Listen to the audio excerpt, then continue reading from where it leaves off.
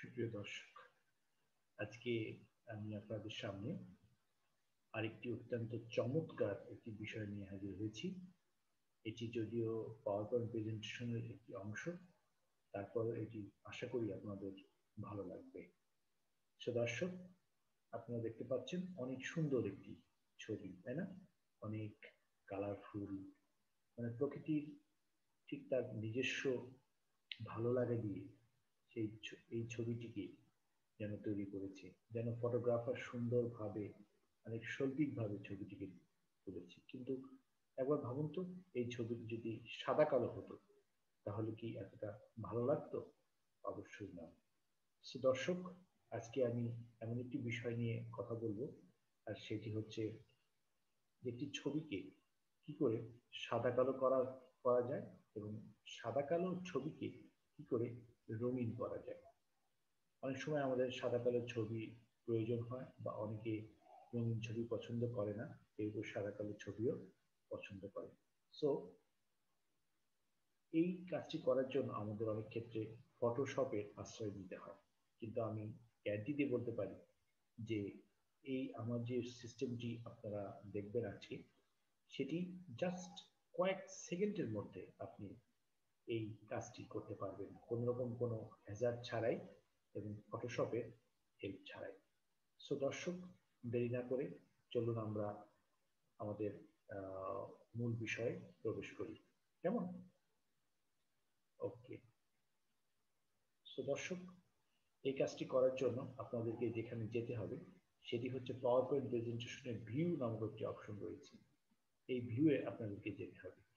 এই ভিউ অপশনটাতে গেলে আপনি দেখবেন যে এখানে এই যে স্লাইডটি নেওয়া হয়েছে, এখানে কালার এই পোর্শনটিতে ক্লিক করা রয়েছে, যার কারণে এটি কালার দেখা যাচ্ছে।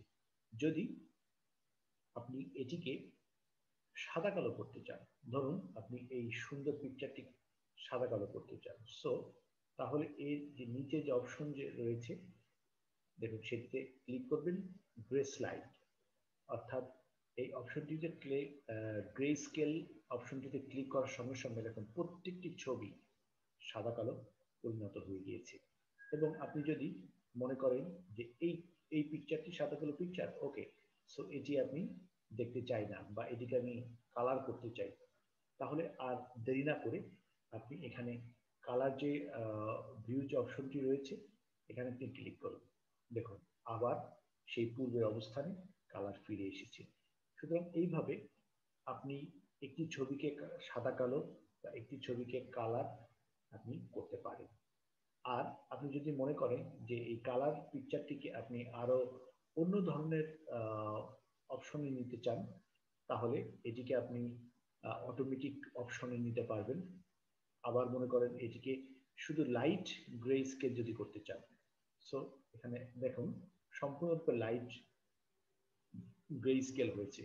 আবার যদি আপনি এটিকে ধরেন আপনি অন্য একটি বিষয় করতে চান, যেমন ধরুন এটিকে আপনি নেগেটিভ বা ইনভার্স যেটি মূলত বলে, বা নেগেটিভ কালার, দেখুন এটি দিলে সম্পূর্ণরূপে একটি নেগেটিভ কালার, অর্থাৎ যেটি আমরা জানি যে ছবি তুলে একটি নেগেটিভ কালার আসে, সেটিও আপনি এই অপশনের মাধ্যমে করতে পারবেন।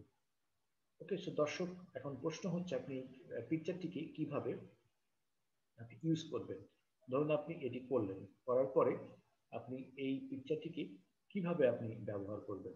সো এটির একটি অপশন রয়েছে, আর সেটি হচ্ছে এই পিকচার কালারটিকে আপনি ব্যবহার করার জন্য এটি কম্পিউটারের থেকে স্ক্রিনশট আপনি দেবেন। স্ক্রিনশট দিয়ে আপনি এটিকে এই পিকচারটিকে আপনার নিজস্ব কাজে আপনি ব্যবহার করতে পারবেন। ওকে।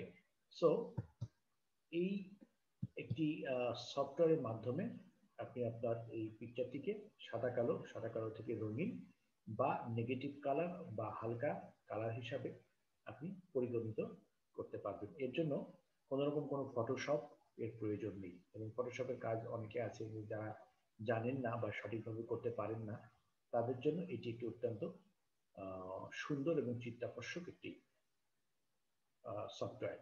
সো দর্শক, আপনারা যারা আমার ভিডিও আপনাদের ভালো লাগে, এবং আপনারা যারা আমাকে লাইক শেয়ার কমেন্টস করছেন তাদেরকে অনেক ধন্যবাদ, এবং আপনাদের প্রতি একটি রিকোয়েস্ট থাকবে যে আপনারা আমার ভিডিওটি দেখবেন এবং আপনারা আমাকে লাইক শেয়ার এবং কমেন্টস করবেন, এবং আরো যাতে নতুন নতুন ভিডিও আমি আপলোড করতে পারি। আর কোন ভিডিওটি আপনাদের ভালো লাগে এবং কি বিষয় আপনারা দেখতে ইন্টারেস্ট ফিল করেন সেটি আমাকে কমেন্ট সেকশনে লিখে জানাবেন, তাহলে আমি সেই বিষয়ে ভিডিও তৈরি করব। সো দর্শক, আজকে এই পর্যন্তই। সকলকে শুভকামনা দিয়ে শেষ করছি।